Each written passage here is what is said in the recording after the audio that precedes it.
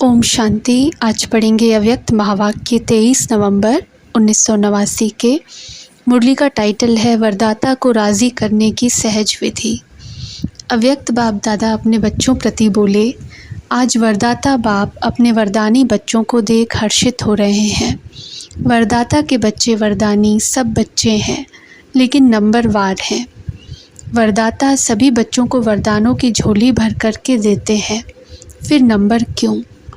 वरदाता देने में नंबरवार नहीं देते हैं, क्योंकि वरदाता के पास अखुट वरदान है, जो जितना लेने चाहे खुला भंडार है।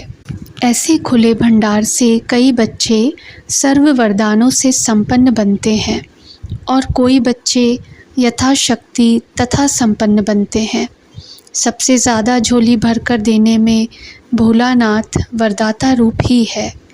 पहले भी सुनाया है, दाता, भाग्य विधाता और वरदाता, तीनों में से वरदाता रूप से भोले भगवान कहा जाता है, क्योंकि वरदाता बहुत जल्दी राज़ी हो जाते हैं। सिर्फ राज़ी करने की विधि जान जाते हो तो सिद्धि अर्थात वरदानों की झोली से संपन्न रहना बहुत सहज है। सबसे सहज विधि वरदाता को राज़ी करने की जानते हो। उनको सबसे प्रिय कौन लगता है?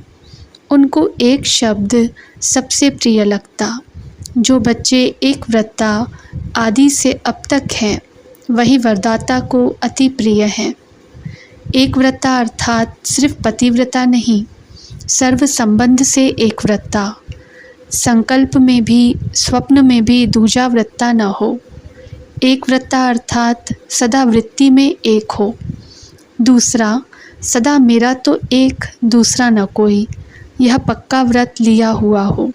कई बच्चे एक व्रता बनने में बड़ी चतुराई करते हैं। कौन सी चतुराई?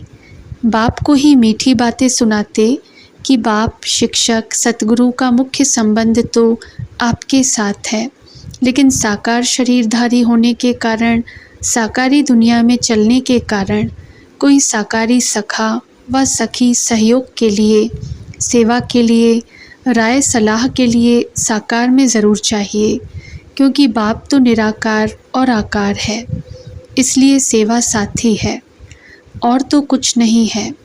क्योंकि निराकारी आकारी मिलन बनाने के लिए स्वयं को भी आकारी निराकारी स्थिति में स्थित होना पड़ता है। वह कभी कभी मुश्किल लगता है, इसलिए समय के लिए साकार साथी चाहिए।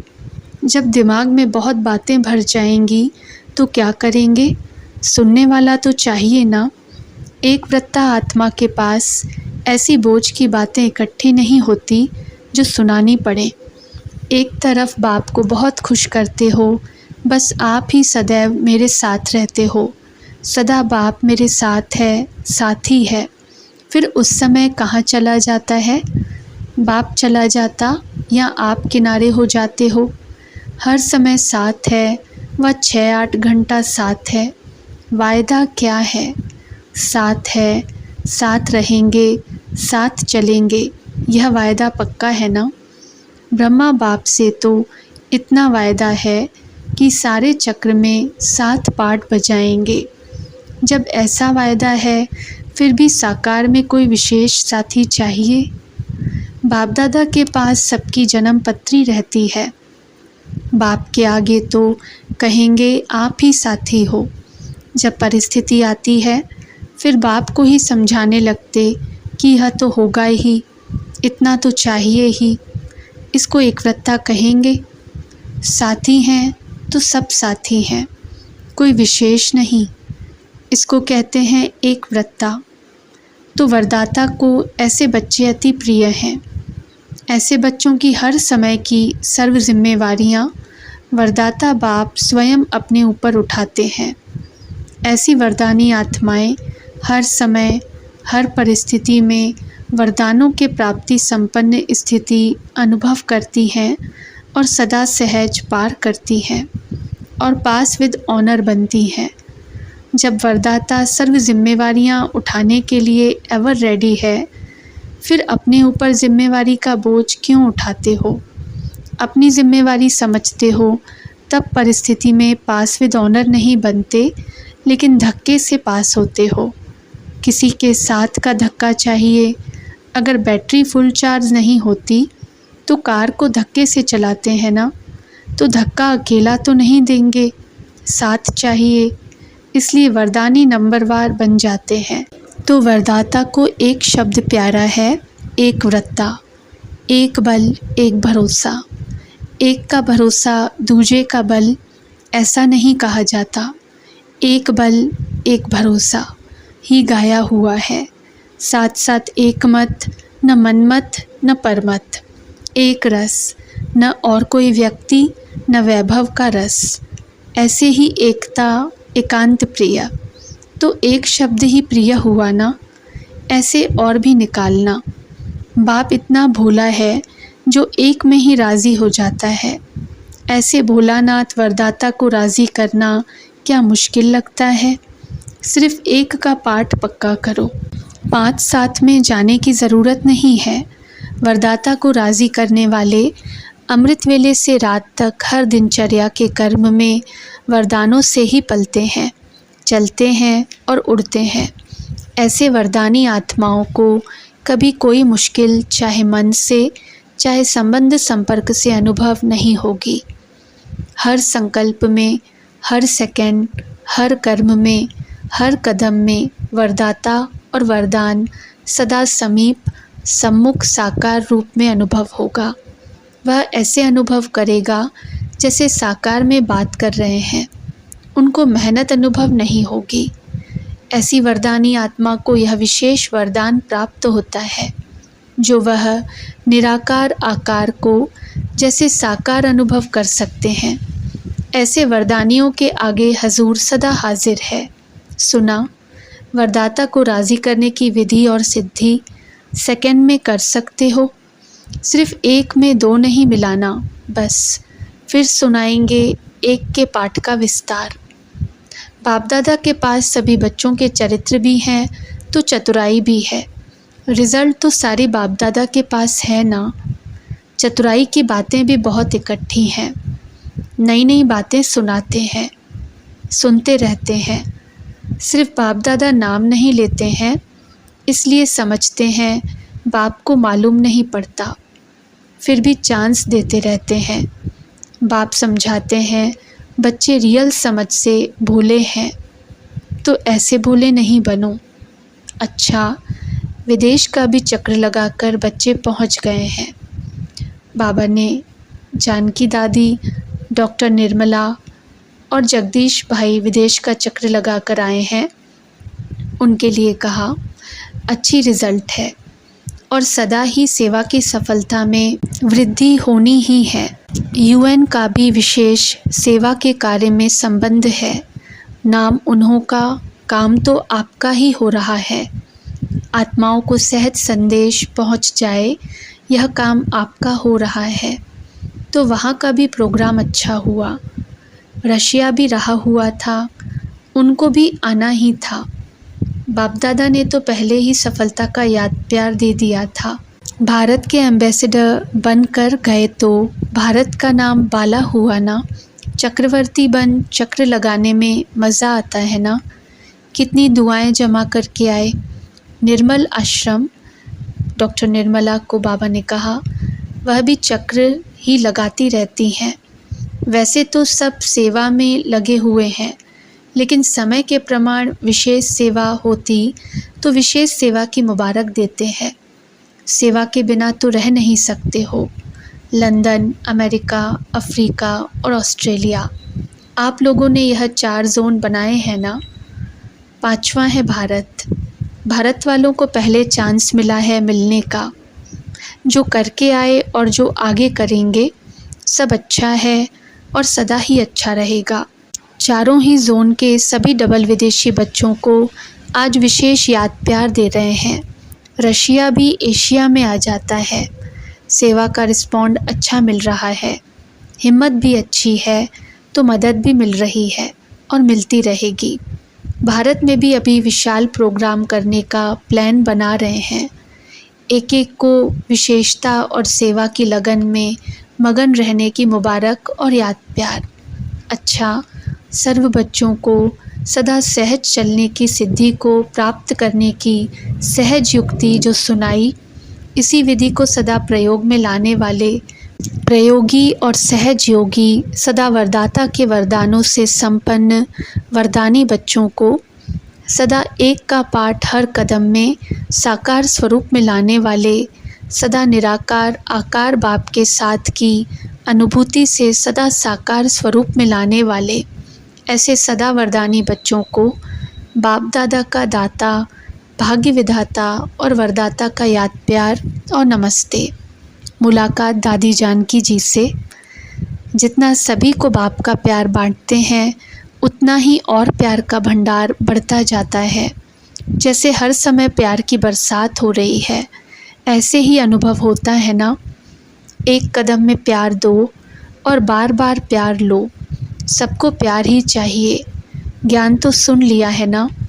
तो एक ऐसे बच्चे हैं जिनको प्यार चाहिए और दूसरे हैं जिनको शक्ति चाहिए।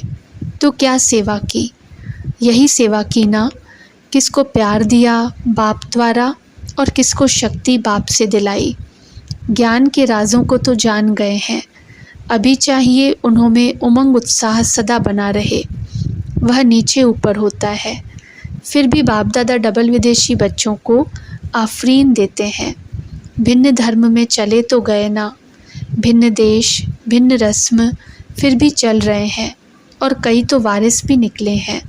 अच्छा, महाराष्ट्र पूना ग्रुप से सभी महान आत्माएं बन गए ना। पहले सिर्फ अपने को महाराष्ट्र निवासी कहलाते थे, अभी स्वयं महान बन गए।